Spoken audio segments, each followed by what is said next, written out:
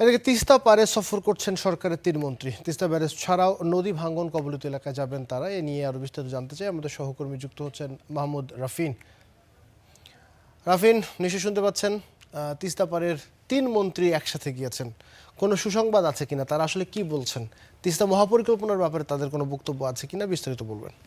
আবির, দীর্ঘদিন ধরে তিস্তা মহাপরিকল্পনা উত্তরের ২ কোটি মানুষের একটি দীর্ঘদিনের প্রত্যাশা। এই প্রত্যাশা দাবিতে কিন্তু ইতিপূর্বে বিভিন্ন কর্মসূচিও তারা পালন করেছে। আজ আসার খবর, পানি সম্পদ মন্ত্রণালয়ের মন্ত্রী শহীদুদ্দিন চৌধুরী এনইএমপি, প্রতিমন্ত্রী ফরহাদ হোসেন আজাদ এমপি, তারা সৈয়দপুর বিমানবন্দরে নেমেই সৈয়দপুর থেকে তিস্তা ব্যারেজ যে তিস্তা সেচখাল, সেই সেচখালের পরিদর্শন সড়ক ধরে ইতিমধ্যে নীলফামারীর চারালকাটা, ধাইজান সহ তিস্তা সেচ প্রকল্পের বগুলাগাড়ি এলাকা এবং এই এখন যে জায়গাটি পরিদর্শন করছেন এটি সাইফুন, সাতজান সাইফুন, সেখানে পানি সম্পদ মন্ত্রী এবং প্রতিমন্ত্রী তারা পরিদর্শন করছেন। পানি সম্পদ মন্ত্রণালয়ের কর্মকর্তাদের সাথে বিভিন্ন বিষয়ে কথা বলছেন। এই সেচখাল জিয়াউর রহমান শুরু করেছিলেন। এই সেচখাল এই অঞ্চলের কৃষি বিপ্লবের অন্যতম একটি হাতিয়ার।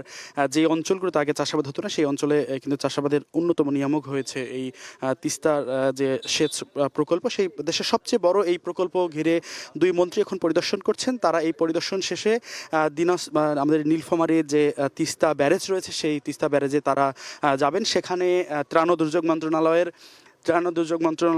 যে মন্ত্রী তিনি যুক্ত হবেন এবং সেখানে ৩ মন্ত্রী মিলে মূলত পানি সম্পদ দপ্তরের যে পানি উন্নয়ন বোর্ড, সেই পানি উন্নয়ন বোর্ডের কর্মকর্তাদের সাথে মতবিনিময় করবেন, ক্ষতিগ্রস্ত অঞ্চল পরিদর্শন করবেন।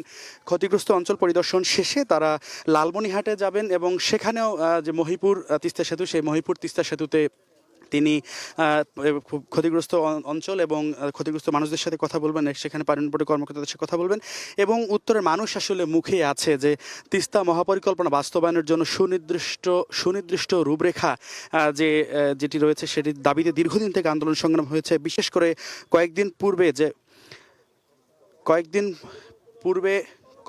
পূর্বে যে বাজেট হয়েছে, সেই বাজেট ঘিরে কিন্তু তা দীর্ঘদিন সময় যারা তিস্তা বাঁচাও নদী বাঁচাও আন্দোলন নিয়ে তারা দীর্ঘদিন নিয়ে দাবি করে আসছিল। সেই দাবির প্রেক্ষিতে কিন্তু আমরা এই সবাই কিন্তু মুখে আছে যে পানি সম্পদ মন্ত্রী এবং প্রতিমন্ত্রী সবাই এই পরিদর্শনে উপস্থিত হয়েছেন এবং তিস্তা মহাপরিকল্পনা নিয়ে কিন্তু একটি দীর্ঘদিনের দাবি ছিল, যে এই দাবি নিয়ে কিন্তু সবাই মুখে আছে যে এই মহাপরিকল্পনার জন্য আজকে সুনির্দিষ্ট কোনো রূপরেখা পাওয়া যাবে কিনা। আমরা এখানে যে সাতজান সাইফুন, সেখানে মাননীয় মন্ত্রী প্রতিমন্ত্রী রয়েছেন এবং তারা যেমনটি বলছেন যে তিস্তা ব্যারেজ পরিদর্শন শেষে, ক্ষতিগ্রস্ত অঞ্চল পরিদর্শন শেষে এবং কর্মকর্তাদের সাথে মতবিনিময় শেষে তারা গণমাধ্যমে কথা বলবেন। আমরা যেমনটি বিভিন্ন বিশেষ করে বাজেট পরবর্তী অবস্থায় তিস্তা বাঁচাও নদী বাঁচাও সংগ্রাম পরিষদ, তিস্তা মহাপরিকল্পনা পরিষদ সহ তিস্তা পারের অগণিত মানুষ যারা দাবি জানিয়ে আসছে যে তারা প্রত্যাশা করেছিল এই বাজেটে তিস্তা মহাপরিকল্পনা সুনির্দিষ্ট রূপরেখা থাকবে, বাজেটে বরাদ্দ থাকবে। সেই বিষয়ে সরকার পক্ষ থেকে কি বলা হয়, সেই দিকেই কিন্তু মুখিয়ে আছে উত্তরের ২ কোটি মানুষ। বিশেষ করে তিস্তা বিধৌত যে নীলফামারী, কুড়িগ্রাম, লালমনিরহাট এবং গাইবান্ধা এবং রংপুরের যে উপজেলাগুলো রয়েছে, প্রতি বছর বন্যায় মানুষ ক্ষতিগ্রস্ত হয়। প্রতি বছর তাদের স্বপ্ন চলে যায় আসলে বানের জলে ভেসে। এক সময় বন্যা, আরেক সময় খরায় ক্ষতিগ্রস্ত এই অঞ্চলে মানুষ, এই অঞ্চলে মানুষের জীবনমান ক্ষতিগ্রস্ত হচ্ছে। সেই দিকে মূলত তাকিয়েছে আজ ৩ মন্ত্রী, পানি সম্পদ মন্ত্রণালয়ের মন্ত্রী, প্রতিমন্ত্রী এবং ত্রাণ দুর্যোগ মন্ত্রী, লালমনিরহাটের এমপি।